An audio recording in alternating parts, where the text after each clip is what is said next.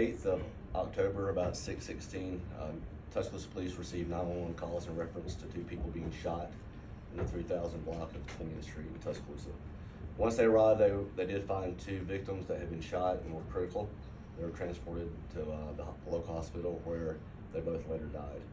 The victims were Mr. Mitchell Lewis, 66, and Mr. Kenny Walker, 64. Mr. Walker was the father of the suspect. We were able to identify the suspect through witnesses as being Mr. Devin Martez Quincy.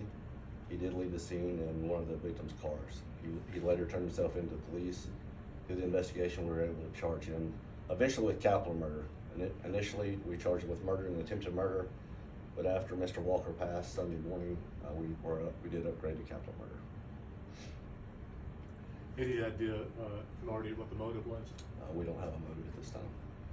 Can you talk about that upgrade to capital and why? Sure. Why was it an upgrade? Right. One of the elements of capital murder is the murder of 2 people in one act, and that once the second person died, that then made those murders a capital murder. Marty, you guys investigate lots of these tragic incidents.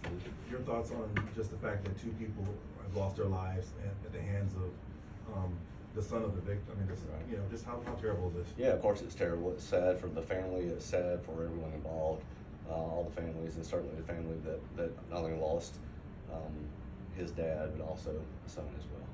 This is correct me if I'm wrong, but this is the 4th double murder of the year for Tuscaloosa. That's County. correct. Yes, sir. How many homicides in Tuscaloosa County are we up to? 16?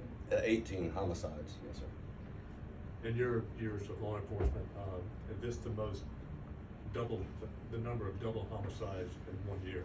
I would have to look back to confirm the exact, but that's the most that I remember in at least recent history. What do you make of that? It's just terrible. I don't know what to tell you. In the press release, you said there was no argument. So you guys are trying to find out what led him to pull out the weapon. Sure. How do you work that? Just through trying to speak with him and trying to determine things based on the evidence. And right now, we don't have the motive. So, and we may not. Is it a handgun? We don't release that info. It seems like y'all were able to make pretty quick contact with him. Get him into custody. Can you walk us through that? Sure. Yeah. One of our investigators made contact by phone and started having a conversation, built some rapport, and we're able to get him to turn himself in. I've seen a few different mugshots of this guy floating around, which tells me he's been in trouble more than once. What has he been a violent criminal before? No, and actually he has a limited past. So that's the reason, the difference in the photos. Okay. One of them was predated. Gotcha.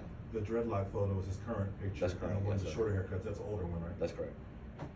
How many miles from the scene to where he turned himself in, if you had to guess, just a rough estimate? Oh gosh, I'm not really great on distance. A hard walk. It was a drive, so several miles. What was his state of mind when you guys contacted him? Did he own up to the killings? Just kind of talk about that. We're not going to disclose those kinds of details about the investigation. The investigation is still ongoing, and we do withhold that until everything is finalized. Is that, oh, sorry. Has he been cooperative with the police? With you Yes. guys? Yes. Was it a calm arrest, if you will? Yes, sir. Yes, sir. Obviously, it's tough to see this, family members, but what do you have to say to people turning to this kind of violence in these situations? Well, sure. Yeah. Violence is never an answer. That's conflict resolution. Even though we didn't really have a conflict here that we can put our finger on. That's obviously the way to go, and that's of course the message we always give. Is just there's no reason to resort to violence.